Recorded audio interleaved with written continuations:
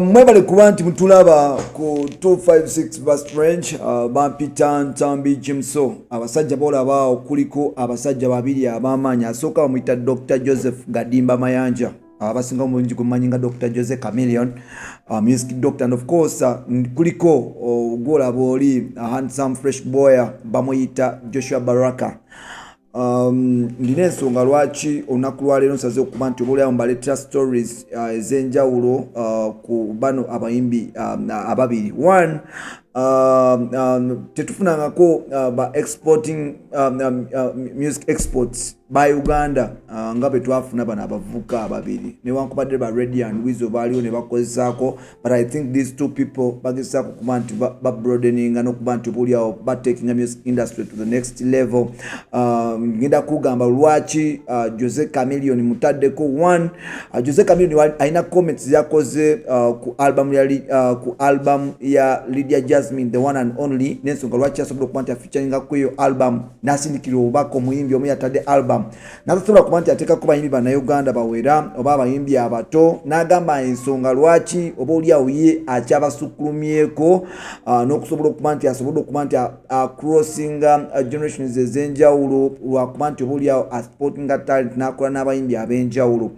Ngenda kwogera ku album egenda okuba nti ejjeya Joshua Baraka genda kujja mu November awo na Tricks Kibubadi Kijosho bali mukoso okusobola okuba nti oba oliawo taking over African music industry mpola mpola botunula olimba lumekiddwa nga wrong places lusobola okuba nti zezimu ku nnyimba zempulira enyimba za Africa ziringa statu zosobola okuba nti owuliza n'ogamba nti oluyimba lwayiseemu bya ddala nga si amapiano gamwago nga oluyimba baluwandise. So wrong places olumu ku luyimba olumu lugenda maaso n'okuba nti luyitamu why Joshua now, why Joshua tomorrow, why Joshua another day, why Joshua the other day, why wrong places taking over the world. Mpola mpola music charts mpola mpola betugenda okuba nti tutunulira. So n'olwekyo oliwaddemu okuba nti naawe otuwa opinion yo mu comment section, but katutandikire ku Jose Chameleone. Jose Chameleone alina bukomenti bwakola newankubadde nga ate Jose Chameleone yafuuka mutiitiizi nnyo ennaku zino kubanga yavuddeyo n'agamba nti ensonga yabadde n'omu ku mikwano gyange bannamawulire bamuyita James Proper JP n'anvayo n'amugamba nti owaaye bebekulu akunoonya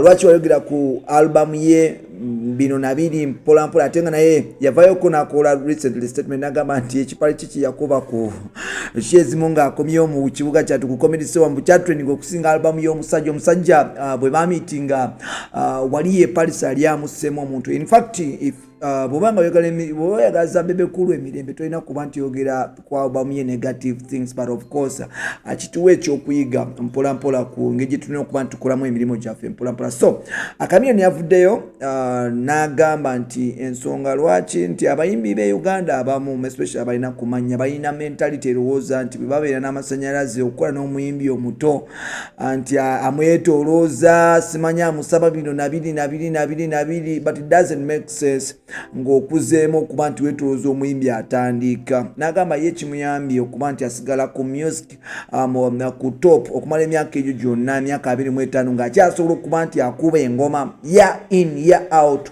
kwe kuba nti abeera ne strategy ze nga ezimu kwezo zekola n'abayimbi abapya. Bw'otunuulira Chameleone buli mwaka abeeramu n'oluyimba either nga lulwe oba either nga kolabo naye ng'eriko omuyimbi omupya era ng'ennyimba ezo zigenda maaso n'okuba nti zikuba.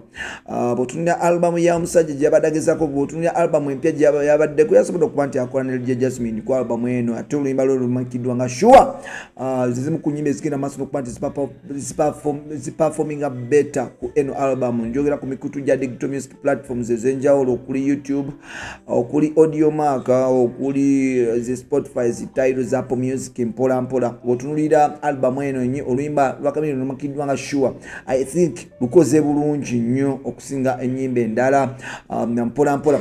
Bebekulu yagenda mu maaso mabegaawo n'ata albamu ye emanyikiddwa nga Break the Chain n'akola gye bayita East African Media Tour, and of course tour yatambula bulungi, mwalimu ebyokuyiga bingi, but of course bw'otunuulira Bebekulu ku albamu ye tiyakola collaborations nyingi, wabula ate yasobola okuba nti ateekako omuyimbi ali awo atudde gwe bayita Joshua Baraka. Joshua Baraka yajja n'oluyimba olumanyikiddwa nga Cheke. Bw'otunulira mu album ya Bebe Cool olumanyikiddwa nga Break the Chain, oluyimba Cheke lukyasinza okuba luperforminga bulungi. Ekikulaga nti obaoliawo singa yateekako bamusaayi muto abalina mu maaso ne following ennungi ku mikutu egyo, album eno yali genze maaso n'okuba nti eperforminga better. Ekyo kiyinza ku point ya Chameleone nti abayimbi abamu beefuula selfish naye baluzinga bingi. Buli muyimbi atayagala kuwaako munne masanyalaze ne weefuula nti gwe buli kimu kyemalira tekikola makulu.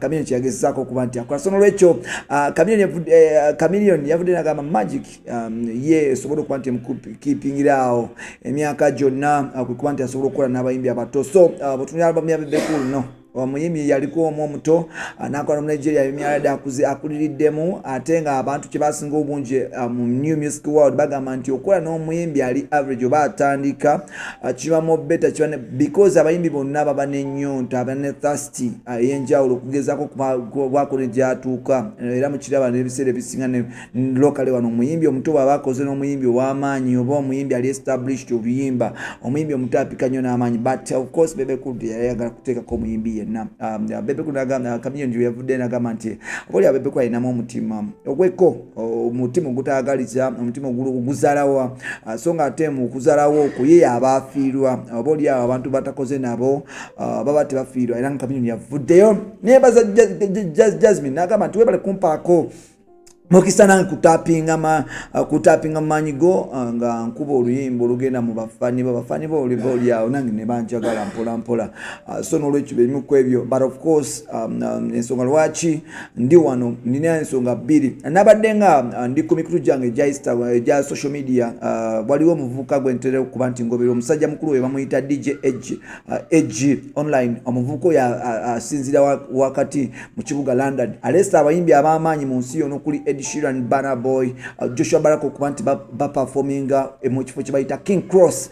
Olunaku lwajjo yasobola okuba nti asabulula gye bayita dubplate oba giyite dub naye bagiyita dubplate eyamusajja mukulu amanyikiddwa nga Joshua Baraka. Abayimbi bonna basobola okuba nti batya dubplate badansa basobola okuba nti bajamingira kweno track. Abantu bonna basobola okuba nti ababadde ku King Cross nga DJ Edge agenda maaso n'okuba nti apremiering oluyimba luno bagenze mu maaso n'okuba nti bewunikira omuyimbi yonna avaawa. Ekiraga nti obaoliawo Joshua Baraka guno omwaka like it or not yaze kuba nti breaking a chains zone ezaali zagana mu music industry ze Uganda. Wanono ku King Cross bayimbi bangi abayimbiddewo ne bafuuka abaakabi, ate bayimbi bamaanyi abaakabi abaagala okuyimbira n'okukolerayo yadde imagine drop eya DJ Edge gyasobola okuba nti akola nga tanakuba ndongo. Batono nnyo abakirina. Omuyimbi yasoose okuba nti akifuna mu East Africa bamuyita Joshua Baraka. Joshua Baraka buli muyimbi wa East Africa, buli muyimbi ayagala okugoyinga ku international level yali mukozesa nga benchmark okusobola okubaako n'ebyayiga steps engeri zagenda maaso okuba nti azikolamu. Mwaka gulimu ebiri jukira Joshua Baraka mukujja okuba nti akola oluyimba lwe bayita Nana lwafuluma ku Spotify lwasooka fuluma Kenya, era nga oluyimba luno lwafunamu attention on Spotify n'ogenda mu clubs nesobola okukola ebintu ebyenjawulo. Laba bafuna wrong places. Oluyimba luno ekyalufuula olwakabi oba olw'enjawulo okuba nti oluyimba luno lugenda maaso n'okuba nti lukuba mu mbeera ey'enjawulo. Ye contestation gwe bakolerera mu kibuga kyattu Kampala. Ansubira olunaku olwo bakyali bange kwaliko Rono Webs, kwaliko Ankoroni, kwaliko DJ Simple MC, kwaliko Fine Guy Sereko, kwaliko Rokan Media. Bagenda ne bashooting echanja content ne bagaye bayita ba Black Family ba dancers ne bakola challenges ezawera omutwalo in just one day. Oluyimba long places nefuuka olw'amaanyi ku TikTok, lwava ku TikTok ku mikutu egyenjawulo nefuuka olw'amaanyi. Kati lwamukubisiza show ziri bbiri ez'amaanyi. Yasoose bagita Afro Nation Puerto Rico oba Portugal, yagenze maaso n'okuba nti agikuba mpola newankubadde nga yayimbidde crowd nga tena bakwata bulungi, but kyamuwadde platform yamuwadde platform n'afuna ne show and agiakubye over the weekend in Sweden. And of course bw'otunuulira Joshua Baraka agenda kuba nti akuba show endala agenda okubeera mu London gye bujjawo. So